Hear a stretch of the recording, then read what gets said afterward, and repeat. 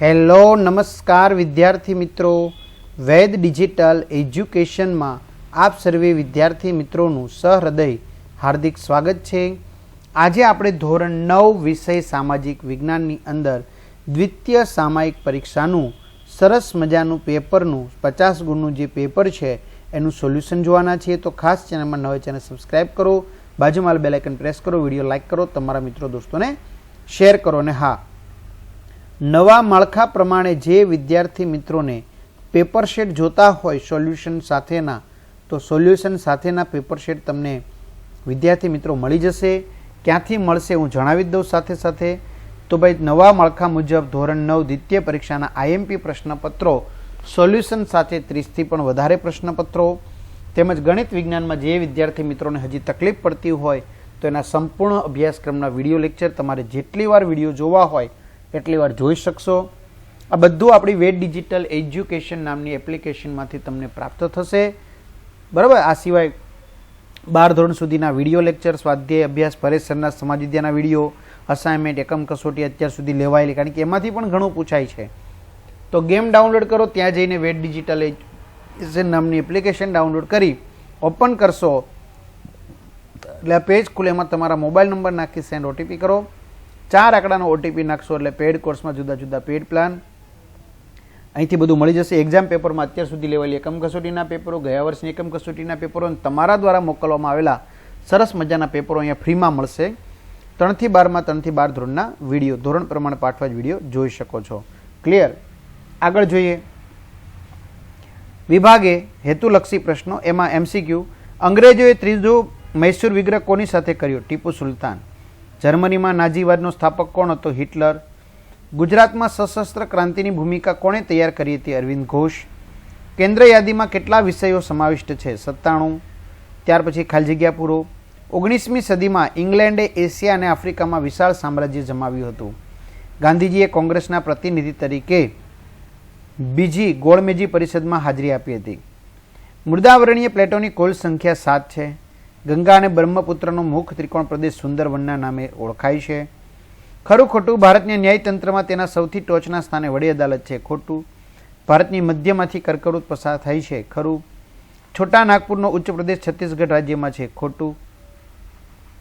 ત્યાર પછી જોડકા જોડો। ઇજિપ્તના રાષ્ટ્રપતિ કર્નલ નાસર અને યુગોસ્લાવિયાના રાષ્ટ્રપતિ માર્શલ ટીટો।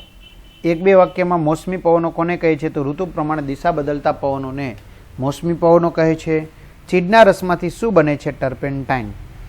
ત્યાર પછી વિભાગ બી, 9માંથી 6 પ્રશ્નોના તમારે જવાબ લખવાના છે મિત્રો 2 ગુણમાં। અસહકારનું આંદોલન શા માટે મોકૂફ રાખવામાં આવ્યું? બરાબર, વિડીયો પોઝ કરીને લખી શકો છો। આઝાદ હિન્દ ફૌજના સૂત્રો જણાવો। ભારતના લોકોએ સાયમન કમિશનનો શા માટે વિરોધ કર્યો? કારણ આપો, ભારતનું બંધારણ વિશ્વનું સૌથી વધુ વિગતવાર અને વિસ્તૃત લિખિત દસ્તાવેજ છે। કારણો આપો, માર્ગદર્શક સિદ્ધાંતો દેશના શાસનમાં પાયારૂપ સિદ્ધાંતો છે। વડી અદાલતોના ન્યાયાધીશોની લાયકાતના ધોરણો જણાવો। તાબા હેઠળની વિવિધ અદાલતો જણાવો। નૈઋત્યના મોસમી પવનો ભારતમાં કેટલા ભાગમાં વહેંચાઈ જાય છે? કયા કયા? વન્યજીવો આજે સંકટમાં છે, વિધાન સમજાવો। આગળ વિભાગ સી, 8માંથી કોઈ પણ 5 પ્રશ્નોના જવાબ લખો। ભારત અને રશિયા વચ્ચેના સંબંધોની સંક્ષેપમાં ચર્ચા કરો। ટૂંકનોંધ લખો, ક્યુબાની કટોકટી। ત્યાર પછી સર્વોચ્ચ અદાલતની મૂળભૂત ક્ષેત્રાધિકાર હેઠળની સત્તાઓ વિશે જણાવો। ત્યાર પછી ગંગા નદી પ્રણાલી વિશે માહિતી આપો। ત્યારબાદ વ્યાપારી પવનો વિશે સમજ આપો। સમુદ્ર સપાટીથી ઊંચાઈ વધતા હવામાનમાં શા ફેરફારો થાય છે? ભારતના પ્રાણી ભૌગોલિક પ્રદેશોની યાદી આપો। ભારતના રેખાંકિત નકશો મિત્રો ફરજિયાત છે। કૃષ્ણા નદી, તાપી નદી, નર્મદા નદી। વિભાગ ડી, તમારે 4 ગુણના સવાલ લખવાના છે, કોઈ પણ 2। ટૂંકનોંધ લખો, પૂર્ણ સ્વરાજ્યની માગણી। ટૂંકનોંધ લખો, અંદાજ પત્ર અને જંગલોની ઉપયોગિતા વિશે ટૂંકનોંધ લખો। રેડી? તો આ રીતે સરસ મજાનું સંપૂર્ણ સોલ્યુશનની તમારે પીડીએફ જોતી હોય તો પીડીએફ મિત્રો મળી જશે। ક્યાંથી?